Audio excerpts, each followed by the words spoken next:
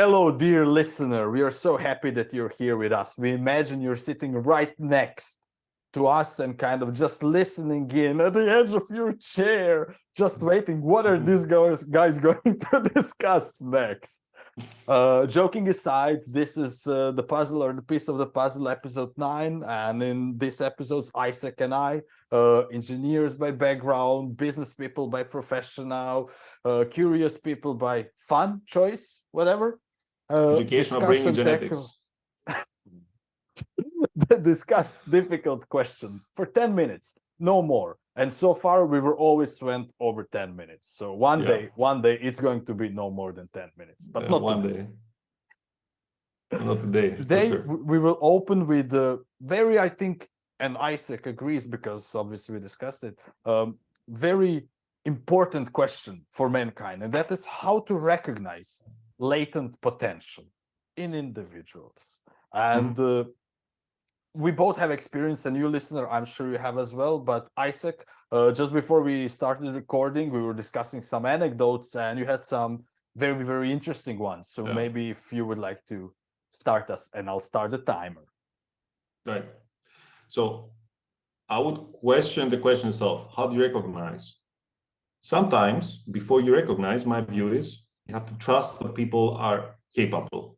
If in fact, if you're not dealing with somebody who's an idiot meaning somebody who maybe he's smart, but he's just self-limiting in his beliefs and his views, or even if somebody is hesitant to get into something or hesitant to try things out, I believe that not even as good leaders, managers, whatever that nonsense, as good people, you want to instill in people a sense that they can get it done, they can learn new things. So if you begin from the negative that, oh, you're for sure not going to do that, or come on, it's too difficult for you, it's too different based on your background, you will create what you called earlier, before we started recording, this effect, this self-fulfilling prophecy. And that is one of the just biggest wastes of human potential you can find. So latent potential, human potential, whatever you want to call it. So I believe that you can share things that you find cool and interesting, plant seeds, or maybe give someone an idea and they will plant the seed within them. And for sure, never, turn it down on someone, say, oh, look, I have an idea. Ground it, earth it. Why do that?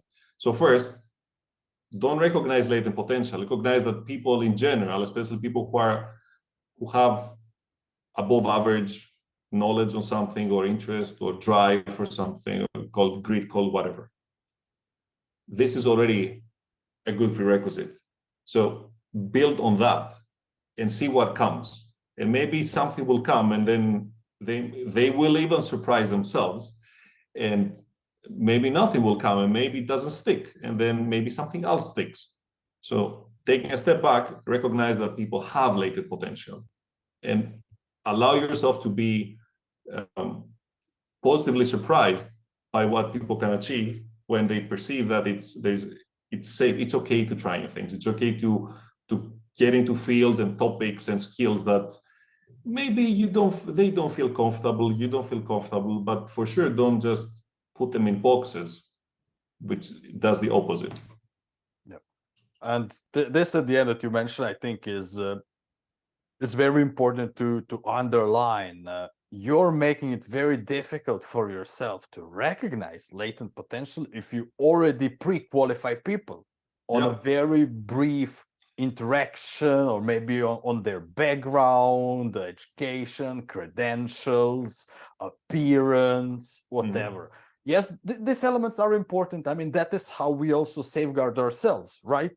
So we make quick judgments based on the limited data that we have. But sometimes, and especially in the business context, if you want to get the most out of people and allow them to grow, we have to suspend this judgment. And this is not a business example, but I've been practicing martial arts pretty much all my life. I'm also a martial arts instructor, and I work with kids. And you can sit a lot with the kids, because the kids themselves, they're usually very unaware of their, I don't want to say physical limitations, but a chubby kid doesn't understand what chubby is. He's still a kid. He still wants to practice. A skinny kid doesn't understand that he's a skinny kid, or she's a skinny kid, and that maybe they don't have as much power as other kids. So they don't get it. The only people who can get it are their parents, who might tell them this is not for you, or this is for you, etc. And they can crush that spirit very early on. And I remember, my job as an instructor is first to make sure all the kids are safe, and second, to allow every kid to raise up to their potential, to fulfill their potential. Like you said, we have to assume that there is a potential in everyone. And I don't think that's unrealistic assumption. Of course, there is potential in everyone. It might be different levels, but that is perfectly fine. So with these kids, what I have seen that works very well is, if you give them a chance to raise to occasion, this is where they have a chance to start fulfilling their potential. So for example, this little chubby kid, he was a bundle of energy, screaming, good guy, oh, hey, yelling, jumping. He started developing flexibility, muscle, everything that a young, healthy body needs. And, he had fun while doing it. And the same is in business. We are social creatures. A lot of us likes work. It's that's what we are. We are creative race. We like exposing our creativity coming to work, and it's much more fun and fulfilling if there's no assumption, hey, Bruno, this is the bucket you fit in, this is the ceiling you're expected to reach, and then this is the barrier you're expected to jump over, etc., etc., etc. So it's kind of, it's funny where we're taking this question. Yes, recognizing, but first make sure you do not root any evidence of it. Because you are setting yourself up for failure when you impose nonsense like this upon others. And along to go into what the example I mentioned before we started recording. Let's say you have an interest in, I don't know, programming. Many people now have got into programming. It's I'm not saying that everybody who programs is a professional one, but let's say you have some experience programming. And one day you talk to someone who is an expert in programming, and you explain to him that, oh man, I learned this and I built this and so cool, and maybe in the future I can do more. And this person comes and tells you, I mean, come on now, like, okay, look, you're 30, you're 35, you're 40, you're 45, whatever, some arbitrary criterion. You're not going to become a professional programmer. You're not, why are you going to get to coding now? I mean, you have done this and that. Okay, the one person douses your flame, basically, just extinguishes you. Then you go to someone else who's equally experienced, equally sharp, equally knowledgeable about programming, let's say. And that person doesn't say anything like that, says, oh, that's awesome. I am really glad that you like it. Let's discuss. And here's also, I know about something like a programming language, which I like. And then maybe that person that you're talking to says, oh, I found a discussion partner here. I have found someone who is knowledgeable about something that I start to have an interest in. He seems to not have a stick up his ass, let's say, with about being an expert and being a gatekeeper. And I can learn from this guy, and he doesn't seem to be minding telling me what he likes. The second discussion is the one you will remember. The second discussion is the one that you will come back to, because you find someone who energizes you. And maybe you will set out and you realize, yeah, I mean, to some degree, the first guy, he had a point. I'm not going to reach down that point. It's not necessary. I don't think I have the time or the interest or the opportunity to become a professional like this guy. But you don't need to become a professional, at least. So the one guy set a threshold here and said, you will not go higher than that based on my judgment. The other guy said, there's no limit. This is a cool topic. Let's discuss, let's explore. It's really cool that I see someone who is interested in what I do. And I'm not saying it as a threat. It's the more the merrier, in a way that I see the enthusiasm. Whom are you going to be talking to in the future? The first guy or the second guy? And who is more likely to give you the, to fan your flames, to at least pursue it and see if it works? And in the same way, linking to something we discussed in the previous episode, from where this question popped up, organizations are generally filled with people in the first group because of incentives, limited time, whatever, egos in the room. Everybody wants to position themselves as this, the expert in this or the expert in that. He has their turf, she has her expertise, whatever. And I think that's one of the things that businesses need to get better at. Like, you can talk about war for talent day and night. You can talk about how do we recruit talent and all that stuff. You have people in the organization usually who probably have way more potential than you think they have. And when people in the organization already, they put a barrier over the head and say, you up to here, above that it's reserved for beings like me who are experts or people who have experience in X, Y, or Z. You are shooting your own legs with a bazooka.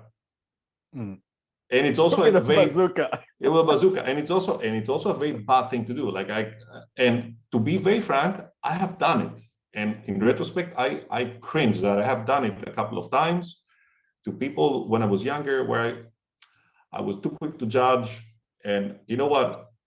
I'm pretty sure they hated it as much as I hate it when people do this to me. So now I don't do it. Yeah. So recognize potential. Yeah, there is something here that I think is important calling out, and in 10 seconds we're out of time, so we wrap it after that. I'll try to refrain from strong language, but there is this fallacy or fallacious thinking. As I mentioned, there are different levels of potential, right? So we all have potential, but it might be at different levels of potential. So just because, I don't know, you speak to an expert or someone you look up to and they make a quick judgment, they judge some arbitrary level and say you shouldn't even bother because you will not be able to reach that arbitrary level. And that is so stupid. That is like saying you will never run a marathon, so you should never run in your life. Come on. We do different things for different reasons. Like this person that wanted to program, not necessarily professionally, maybe just wanted to improve their skills, so it helps them in whatever is their main job or whatever else they're trying to get done. And not only that, it's also idiotic argument because of our brains. The more we know, especially the broader level of array of experiences and insights we have, the quicker we can learn other things and appreciate other things. Yes. So there is very, very rarely a situation where you're justified to discourage someone from investigating their potential. The only times I would take a position where we should discourage someone if it's potential for destruction, for malicious activities, for harm, and this kind of things, self-harm, etc. But for others, yes, sky is the limit. Give people chance to raise to the occasion, encourage, help. That's what drives growth. And share things. I think one of the easiest ways to be able to recognize that is to just be open about things you like. A friend of mine, a year ago, Petros, we met in the summer in Greece, and while chatting about life, universe, and everything, I asked him how he does at work. He told me about functional programming and F# and so on. And I had always programmed Python, and I only knew, not only, but object-oriented. And so I said, tell me about this functional programming. Why is it so different? Oh, because this and that. Now I find myself programming Elixir, not professionally, but for fun, for work, to get work done.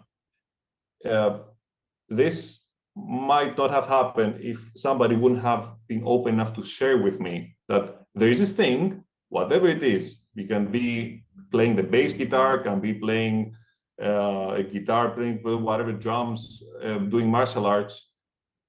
Share it and see if it sticks. If it sticks, it didn't cost you anything.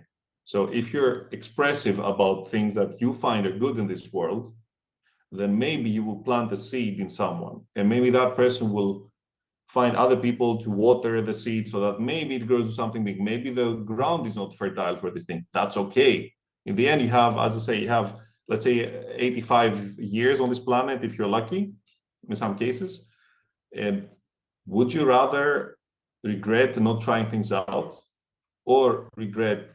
I mean, why regret? I mean, you wouldn't want to regret that you didn't try things out. Just make the most of it if you really believe in that, or do whatever you want. But for sure, don't let yourself be bamboozled by experts, gatekeepers, people who know better, they know everything. Because in the end, those are, by definition, the ones who pretend to know everything. They generally are what you call last time fachidioten, right? The subject matter idiot. They know one thing to the exclusion of other things, even how to behave towards people who have an interest. And so, quick answer is, how do you recognize, how do you foster latent potential? Maybe you don't need to even foster, just be open about people being capable, or at least having the chance, give them the opportunity to learn new things, and you will be surprised, and you will surprise even yourself. I think that's the easiest way I can put it. Perfect way to close this session. Chef kiss. Chef's kiss.